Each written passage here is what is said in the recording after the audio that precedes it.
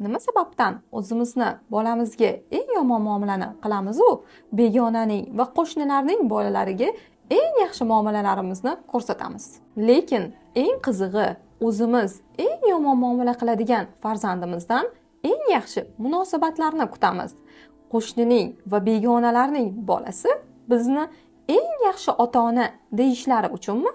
Bolamiz biror narsani sindirib qo'ysa, dovdiramay o'l, ovsar deymiz-u, lekin boshqalarning bolalariga qo'yaver, hech narsa qilmaydi degan so'zlarni ishlatamiz. Bolamiz darsini qilmasa, "Voy, o'ziga aytdim, o'zi qilmadi" deb o'qituvchisiga nolimiz-u, lekin yonimizga o'tqizib, tushuntirib, birga dars tayyorlashga sabr, toqatimiz yetmaydi. O'zimiz yotib narsa yeymiz-u, lekin bolamiz nimadir yesa, molga o'xshab yotib yema degan iboralarni ishlatamiz.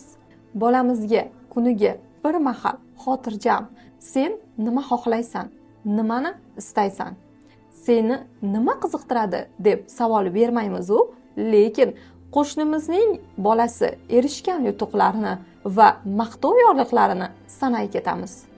Psixolog sifatida qabulimga kelgan ota-onalarga farzandingiz kimga o'xshaydi deb savol berganimda, otalar onalariga, onalar esa otalariga ag'darishadi.